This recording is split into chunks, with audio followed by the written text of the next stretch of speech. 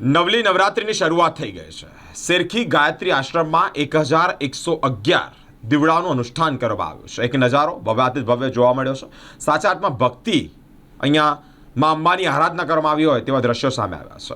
વડોદરા શહેરના શેરખી ગામ ખાતે આવેલા ગાયત્રી મંદિરમાં શારદીય નવરાત્રિના પ્રથમ નોરતે જ શૈલીપુત્રીનું પૂજન કરવામાં આવ્યું છે। સવારે 7 વાગ્યાથી જ વિવિધ માય મંદિરોમાં અને ભક્તોએ પોતાના ઘરમાં જવારાની સ્થાપના કરી છે।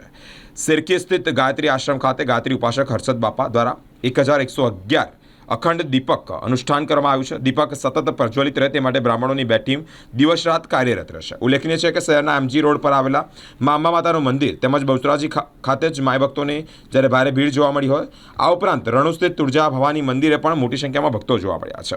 નોરતાના બીજા દિવસે બ્રહ્મચારિણી ભક્તો પૂજા અને આરાધના કરશે। આ ઉપરાંત પાવાગઢ ખાતે પ્રથમ નોરતે 50,000થી વધુ ભક્તોએ દર્શનનો લાભ પણ લીધો છે। જ્યારે નવરાત્રિના તહેવારની શરૂઆત થતી હોય ત્યારે ભક્તોની ભારે ભીડ જોવા મળી છે।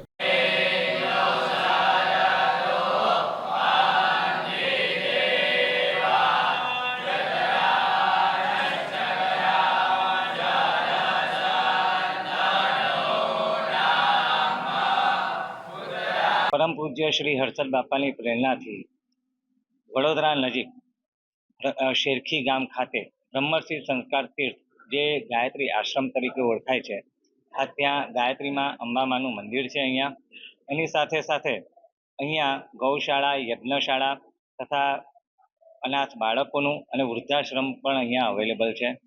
ત્યાં આગળ દર નવરાત્રિએ વિશ્વમાં આ એક જ સ્થળ એવું છે જ્યાં નવરાત્રિ 9 દિવસ 1100 અખંડ દીપક અહીંયા પ્રજ્વલિત કરવામાં આવે છે। એ દીપક લગભગ 1200 કિલો એમાં ગાયનું ઘી વપરાય છે। શુદ્ધ ગાયનું ઘી 1200 કિલો અહીંયા વપરાય છે। એની સાથે સાથે સવારથી સાંજ સુધી બ્રાહ્મણો એની દેખરેખ રાખે છે અને સાંજથી સવાર સુધી બીજા બ્રાહ્મણો અહીંયા રહે છે અને એનું ધ્યાન રાખે છે। અહીંયા એની પવિત્રતા જળવાય એ હેતુથી જેમણે ધોતી પહેરી હોય એ જ અંદર પ્રવેશી શકે।